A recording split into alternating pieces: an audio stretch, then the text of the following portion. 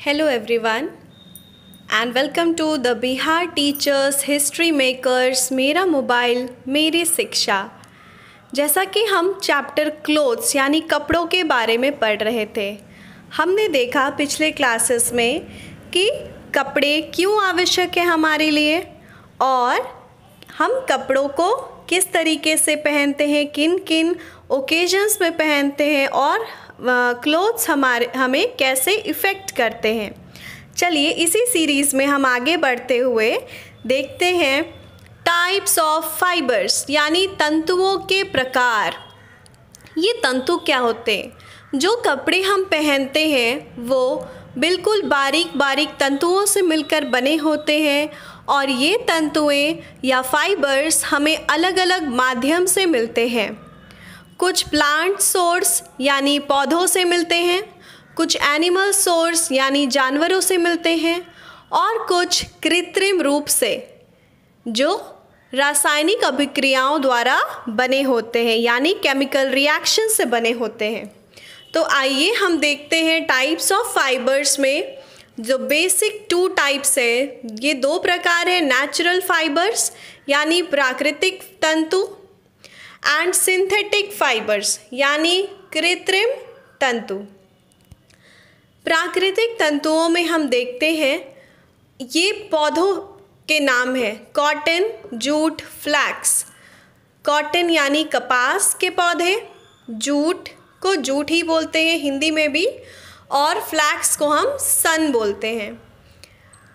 Cotton यानी कपास से हमें कपास का तंतु मिलता है कॉटन, जूट से हमें जूट का तंतु मिलता है और सन से हमें लिनन, इसको हिंदी में भी लिनन ही कहते हैं।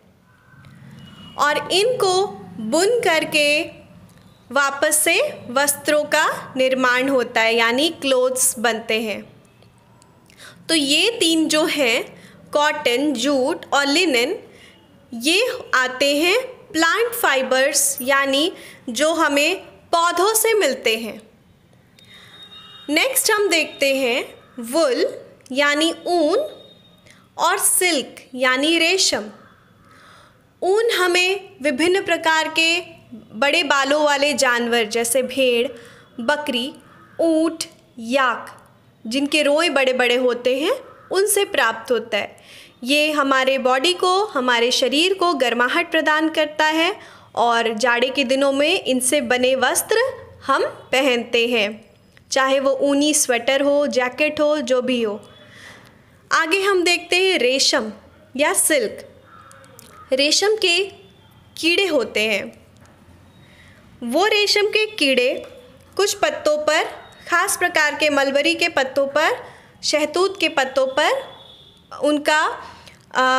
उनको पाला जाता है, उनका पालन किया जाता है और उन रेशम के कीड़ों से ही वो एक तरह का धागा या तंतु अपने शरीर के ऊपर बनाते हैं जिसे सावधानी पूर्वक निकाल कर रेशम का निर्माण किया जाता है और हम रेशमी बहुत सारे वस्त्र जैसे रेशम की साड़ी, रेशम के दुपट्टे, ये सारी चीज़ें प्राप्त कर सकते हैं।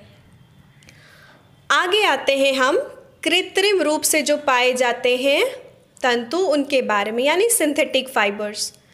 इनमें नायलॉन, पॉलिएस्टर, रेयॉन, एक्रिलिक इत्यादि हमें देखने को मिलते हैं। इन्हें हिंदी में भी नायलॉन ही कहते हैं, पॉलिएस्टर ही कहते हैं, रेयॉन और एक्रिलिक। ये सारे क्या होते हैं? ये रासायनिक अभिक्रियाओं यानी केमिकल रिएक्शन से विभिन्न विभिन्न प्रकार के केमिकल्स को मिला करके इनको बनाया जाता है या इनका निर्माण किया जाता है। तो आज की क्लास में हमने देखा टाइप्स ऑफ फाइबर्स यानी तंतुओं के प्रकार। मेन दो प्रकार हैं इसके, जो मुख्य दो प्रकार हैं वो है प्राकृतिक तंतु और कृत्रिम तंतु। प्राकृतिक तंतु के अंदर हमने देखा कॉटन, जूट, लिनन और ऊन और रेशम जो हमें जानवरों से प्राप्त होती है। और कृत्रिम में हमने देखा कुछ उदाहरण नायलॉन, पॉलिएस्टर, रेयॉन, एक्रिलिक। अगली क्लास में हम पढ़ेंगे कि किस तरीके से सिंथेटिक यानी कृत्रिम और नेचुरल फाइबर्स हमारे लिए, उनमें क्या विभिन्नताएं हैं, क्या उनके मेरिट्स और डीमेरिट्स हैं, वो हम नेक्स्ट क्लास में पढ़ेंगे। Thank you.